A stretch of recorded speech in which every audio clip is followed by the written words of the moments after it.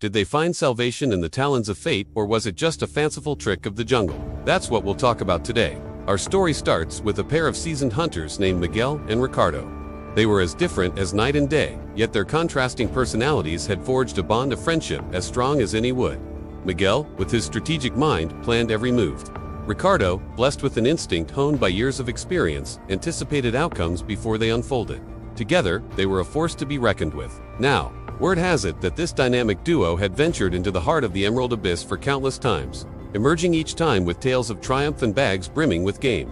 Yet destiny had a peculiar way of testing one's mettle, and this time would prove to be no different for our intrepid hunters. As fate would have it, their latest expedition took a turn for the worse.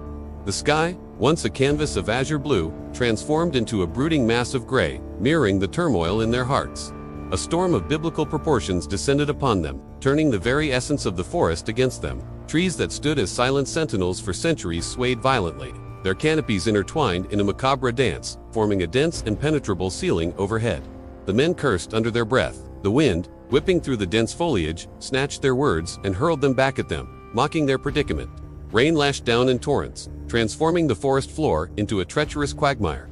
Sucking at their boots with relentless determination, the hunters' worst fears materialized as the storm raged on. The path they had confidently taken in the morning now appeared alien and menacing. A cruel labyrinth designed to test their resolve. With each step, their hopes dwindled, replaced by a gnawing dread that coiled tightly in their stomachs. Hours melted into one another, marked only by the relentless drumming of the rain and the eerie symphony of the wind. Their supplies dwindling, their bodies weary, the friends found themselves enveloped by a suffocating blanket of despair. Suddenly, as if in answer to their unspoken prayers, a break in the clouds revealed a sliver of moon, casting a pale light that pierced the gloom. Hope, fragile as it was, flickered back to life within them. Miguel, ever the strategist, consulted his compass, its needle spinning wildly, offering no guidance in the storm's chaotic embrace. With a determined nod, he turned to Ricardo, his voice a low growl against the wind.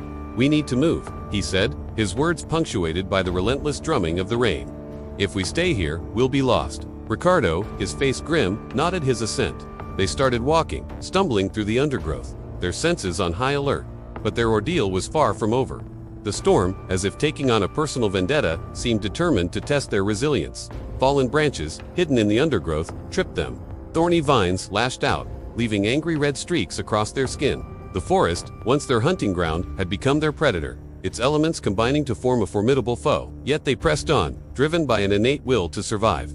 Just when their resolve threatened to crumble, a new sound sliced through the cacophony of the storm. It was a hoot, deep and resonant, echoing through the dense foliage.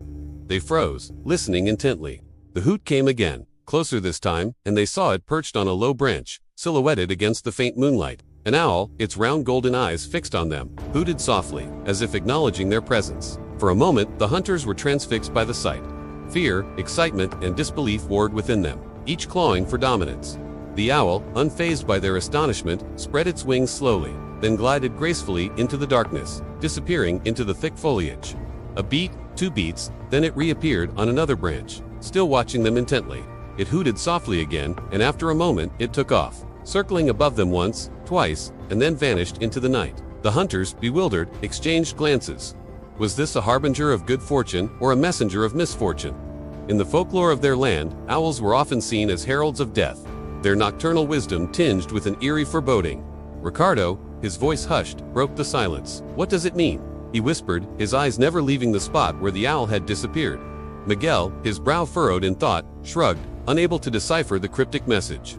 But there was something about the owl's demeanor, the calm confidence with which it moved, that stirred a sense of trust within him. With a deep breath, he decided to follow. As they moved deeper into the forest, guided by the intermittent hoots of the owl, they noticed something peculiar. The storm, which had been raging relentlessly, seemed to quieten somewhat, as if respecting the nocturnal wisdom of their guide. The winds softened, the rain abated, and the clouds parted slightly, allowing the moonlight to filter through the canopy. After what felt like an eternity, the owl suddenly veered off, disappearing from sight. Perched on a moss-covered log, they could hear the gentle rush of flowing water nearby. Hope surged through them, chasing away the last vestiges of fear. Following the sound, they emerged into a small clearing, their hearts pounding with anticipation. Before them lay a wide stretch of river, its waters glistening under the moonlight. Beyond the river, a vast expanse of sky was free of clouds, dotted with a myriad of stars. The familiar outlines of trees marking the edge of the jungle were visible in the distance. Overcome with relief, the hunters threw their arms in the air, their laughter echoing through the clearing. They had reached the edge of the jungle. As if summoned by their elation, the owl reappeared, swooping low over the river. It circled once, twice, then landed on a tree branch near them, regarding them with its enigmatic gaze. The hunters stood transfixed, aware of the profound debt they owed to this mysterious creature. When it was time to part ways, the owl spread its wings majestically, and with a final haunting hoot, it launched itself into the starlit sky, disappearing into the vast expanse above. The hunters watched it go, their faces a mixture of awe and gratitude. As the first rays of sunlight began to paint the sky, the hunters emerged from the jungle, blinking against the brightness after their ordeal. They were bruised, tired, but most importantly, alive. News of their miraculous escape spread like wildfire through the nearby village, carried on the winds of wonder and disbelief.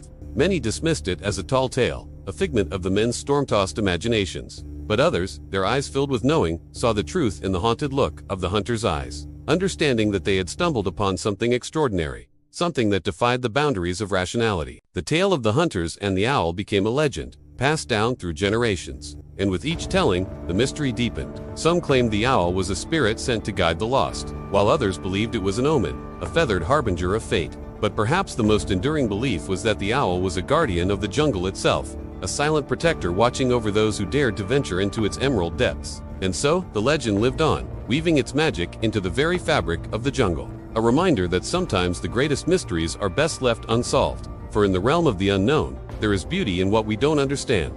After all, the jungle is a place of paradoxes, where danger lurks alongside beauty, where life and death dance a delicate ballet. It is a realm where ancient wisdom whispers through the leaves, and where the creatures that inhabit it, including the enigmatic owl, hold secrets that have been passed down through millennia. In this narrative, the owl transcends its role as a mere animal, becoming a symbol of the jungle's untamed spirit, a representation of the forces of nature that both challenge and sustain human existence. Its silent, watchful presence becomes a constant reminder of the hunter's vulnerability in the face of the wilderness's raw power. And then there's the element of unpredictability that the story embraces. The sudden appearance of the owl disrupts the hunter's journey, forcing them to confront the unexpected and surrender to the whims of the natural world. This unexpected turn of events serves as a testament to the humbling impact that nature can have on even the most seasoned explorers. Furthermore, the story challenges conventional notions of control and mastery. The hunters, initially confident in their skills and preparedness, are ultimately humbled by the challenges they face. Their reliance on the AOL for guidance symbolizes a shift in perspective, a realization that they do not possess the power to dominate or tame the wild. Instead, they must learn to navigate and coexist with the forces beyond their control. And finally, the tale invites us to consider the interconnectedness of all living beings. The hunter's interaction with the owl reveals a profound interdependence between humans and the natural world. It suggests that our destinies are often intertwined with the creatures and environments we share this planet with, reminding us that we are not separate from nature, but rather an integral part of it. So, was it myth or truth? The story leaves this question open, allowing each listener to draw their own conclusions. Perhaps the true magic lies in the ambiguity, in the space between belief and skepticism, where wonder and reality intertwine. The hunters and the owl become archetypes, representing the eternal struggle between human ambition and the humbling vastness of the natural world. And as we ponder the tale, we are left with a sense of awe and a renewed appreciation for the mysteries that surround us. The jungle holds its secrets close, and the owl, with its silent wisdom, reminds us that some truths are best left unspoken, for it is in the whispers of the wind through the leaves that the true essence of the jungle lies.